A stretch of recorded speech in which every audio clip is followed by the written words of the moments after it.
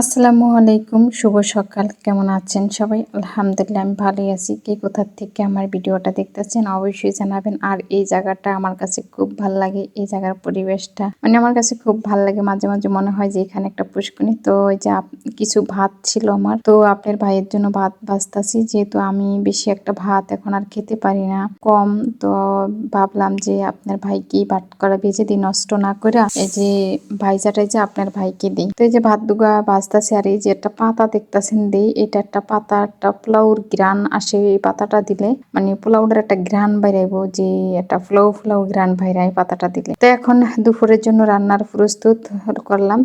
দুপুরের জন্য বা রান্নার প্রস্তুত করে দুপুর সকাল সব মিলে রান্না করা শুরু করে দিয়েছি। তো এই যে মুরগিগুলা, যেহেতু আমি বিদেশ থাকতে থাকতে অনেক বোর্ডিং হয়ে গেছি মুরগি খেতে খেতে, তো আমার আর মুরগি ভালো লাগতেছে না। তো আপনাদের ভাইও শুকনা তরকারি খেতে পারে না, ঝোল ঝোল তরকারি খেতে চায়, প্রচণ্ড ঝোল তরকারি খেতে চায়, এটা তো আপনারা অনেকেই জানেন। তো ওর কিডনির সমস্যার কারণে ও ঝোল তরকারিটা বেশি খায়। ডাক্তারও বলে দিয়েছেন যে ঝোল তরকারিটা সবসময় পানির উপরে থাকার জন্য। তা আমি এখানে মরিচের গুঁড়া কম দিয়ে কাঁচামরিচ দিয়েছিলাম, একটু কাঁচামরিচ দেওয়া না, আর তেল খুব কম দিয়ে মানে তরকারিটা মুরগিটা রান্না করছি। একটু ভাইজা নিছি আর তেল কম দিয়েছি প্রচণ্ড। তো এখন সকালে রুটি বানিয়ে নিতেছি নাস্তা করার জন্য।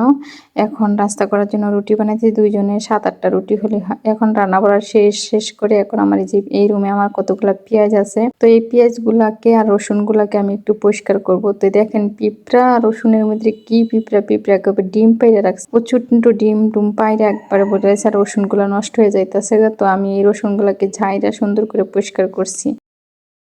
তো এখন আমি আসলাম বেসিংয়ে, আমি দিয়ে থুইছি, এটাতে জানি কি হারপিক দিয়ে থুইছি, হারপিক দিয়া বেসিংয়ে দিছি, বাথরুমেও দিছি, সব জায়গায় দিয়ে থুইয়া ডলছি, কিন্তু আস্তে আস্তে বেসিংয়ে থেকে চলে গেছে গা। তো এখন আমি যাইতাছি আমার ছাদের গাছে কিছু দিতে বললা, লতা মানে লাউ গাছগুলা ডোগা বাইতে বলে দিতে বললাম।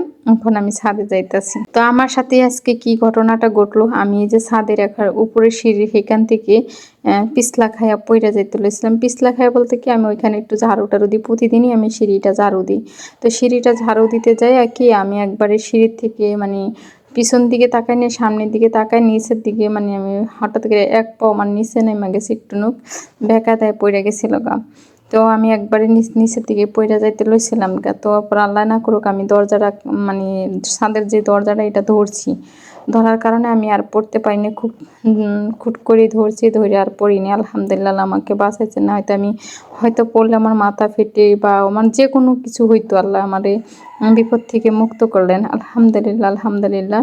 ছাদের গাছের এখন যে লতা বাইতেছে, যে লতা বাওয়া উপরে মাচাঙের উপরে ওঠার জন্য আমি এটা এগুলা বলে যে আমাদের দেশের জঞ্ছা বলে, বা এদের পাটখড়ি বলে, এই পাটখড়ি দিয়ে দিতেছি। তো আমি এগুলা কাজ করতেছি রোদের ভিতরে, কিন্তু প্রচন্ড রোদ উঠছে, কিন্তু দুপুরের ওই টাইমটাতে একটু রোদ উঠছে। তো আমি লাউ গাছগুলা আমি করে দিছি, আমার 4টা লাউ গাছ উঠছে, এই জুড়িতে 2টা, ওই জুড়িতে 2টা, তা ওই জুড়িতে 4টেই হবে, যেহেতু চাল কুমড়ার চারা আছে, ওই সাইড দিয়ে দিব, চালের উপরে দিব চাল কুমড়াগুলা, এই জন্য এগুলা করতেছি।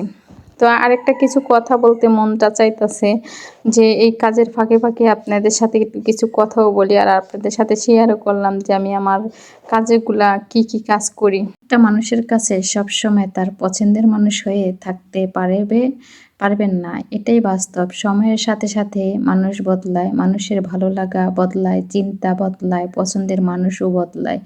তাই একটা মানুষের সাথে কখনোই একমত হয়ে চলা যায় না। এক এক সময় এক এক রঙিন দুনিয়াতে মানুষ এক এক রকম এক এক রং, যেমন আকাশের রং বহু রকমের হয়, হলুদ রংধনুর মতো হয়, ঠিক মানুষের মনও রংধনুর মতো পাল্টাইতে থাকে। তো আকাশের রং এই মেঘলা, এই আলো, এই নীল, এই সাদা, কত কিছু দিয়ে ঢাকা পড়ে আকাশের রং। তাই মানুষের মনও কিন্তু অনেক কিছু নিয়ে ঢাকা পড়ে। আশেপাশে চারপাশের মানুষের সাথে এখন চলি। তো এতদিন ছিলাম প্রবাসে, কিন্তু আটকা পড়া জায়গাতে আছিলাম। এখন তো আটকা পড়া জায়গাতে, এখনও সেই আটকা পড়া জায়গাতে মানুষের কিছু ব্যবহার, মানুষের কিছু আচরণ, মানুষের কিছু কথা শুনতে পাই, দেখতে পাই, মানুষের কিছু অহংকার দেখতে পাই। আসলেও টাকা থাকলেই মানুষের সব সুখ আনা যায় না, আর টাকা না থাকলেও মানুষকে সব সুখ দেওয়া যায় না। কিছু টাকা দিয়েও সুখ কেনা যায় না, কিছু টাকা ছাড়াও সুখ কেনা যায়। তো এই হলো আজকের কথা। যদি আমার কথাগুলো ভালো লেগে থাকে অবশ্যই আপনারা লাইক কমেন্ট শেয়ার করে দিবেন। আর যদি সত্য কথা হয়ে থাকে, সত্য না মিথ্যা আমি জানি না, এটা আপনারা যাচাই করবেন। তো আমার লাউ গাছের কাজগুলো আমি করতেছি আর আপনাদের সাথেও শেয়ার করতেছি। তো আসলে কি এখানেও আমার শ্বশুরবাড়িতে এসেও আমি বন্দি কারখানায় হয়ে গেছি, কারণ আমি কোথাও যেতে পারি না, কোথাও ঘরবন্দি হয়ে থাকতে হয় সব সময়। কারণ এখানে আমি কাউকে চিনি না, কেউ আমার আত্মীয়স্বজন নাই, পাড়া প্রতিবেশী নাই, কোথাও যেতে পারি না, হাঁটতে পারি না, একটু বেড়াতে যেতে পারি না, মন চাইলেও কোনো কিছু করা যায় না। তো এই আমার এই যে ছাদ বাগানের গাছগুলো আছে এগুলোই আমার সাথী, এগুলোই আমার প্রাণ, এগুলোই আমার নিঃশ্বাস, এগুলোই আমার শ্বাস। কারণ এগুলোর সাথে আমি সবসময় কাজ করি, এগুলাকে দেখশন করি, এগুলাকে পানি দিই, কাজে দিই, কোনটার কোন খাবার লাগবে চিন্তা ভাবনা করি। তো এভাবে চলি, আপনারা দেখতে থাকেন। আমার এই লাউ গাছটা বড় হোক, লাউ হইলেও আপনাদেরকে দেখাবো, না হইলেও আপনাদের সাথে শেয়ার করব। তবে আপনারা সবাই দোয়া করবেন যেন আমার ছাদ বাগানটা বড় হটুক সবুজে শ্যামলে, আমি যেন সব সময় আমার এই ভালোবাসার মানুষগুলোকে নিয়ে আমি থাকতে পারি। আমার এই গাছপালাই হয়েছে না আমার ভালোবাসার মানুষের মতো।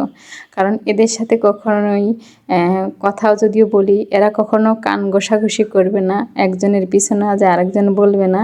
ওদের সাথে কথা বললে না হবে ঝগড়া, ওদের সাথে কথা না বললে না হবে হিংসা, কোনো কিছুই না। তাই আমার এই ছাদ বাগান আমার খুব থেকেই গাছপালা, ছোটোকাল থেকেই আমার গাছপালা খুব পছন্দ। আমি গাছপালার সাথে চলতে পছন্দ করি, গাছকে খুব ভালোবাসতে পছন্দ করি। তো আমার ভালোবাসাটা যেন সব হয়। তো আমি একটু কিছু গোবর সার নিয়ে আসলাম আর কিছু মাটি নিলাম, যেহেতু ওই গাছ দুইটা লাল হয়ে গেছে, তাই আমি ওই গাছের গুঁড়িতে একটু দেখতেছি যে মাটি নাই, তো উপরে ছাড়ছে। তো এখন আমি যে মাটিগুলা দিয়ে দিছি, দিয়ে এখন একটু চাইপা হালকা হালকা দিছি, দোনোটা গোড়াই মাটি দিছি, দিয়ে আর ওগুলা তো দিছি। এটা এই গাছটা কিন্তু খুব তেলতেলা দেখা যায়, খুব কালো কালো পাতাগুলা খুব সুন্দর দেখা যায়। আর এখানকার পাতাগুলা কিন্তু স্ক্রিমের পাগলা। হ্যাঁ এই দেখেন কেমন খায়, দেই বাইর কর নিচে নামা। হে বুড়া খায় আর অর্ধেক নিচে হলে আমার ঘর মুছছি, যদি তুই আমার ঘর নষ্ট করস। এই আমার ঘর তো বাইরা বাইরা দেই রে। হ্যাঁ দেখেন অবস্থা কি। কে দিছে? আন্টি আন্টি দিছে।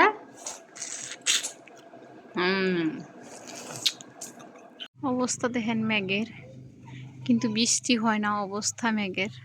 বিকালবেলা একবারে অবস্থা দেখেন কি যে অবস্থা, মানে কি বলবো যে এত মেঘগুলা কিন্তু দৌড়ে দৌড়ে যাচ্ছে। আল্লাহ ক্যামেরায় বোঝা যায় কিনা জানি না, মেঘগুলা দৌড়ে দৌড়ে যাচ্ছে। আর বৃষ্টি পড়ে গুড়ি গুড়ি বৃষ্টি, একটু একটু করে বৃষ্টি পড়তে থাকে, বৃষ্টির কোনোই নেই। তো আমি ভিতরে চলে যাই গা, এখনও ফর্সা আছে, যাই।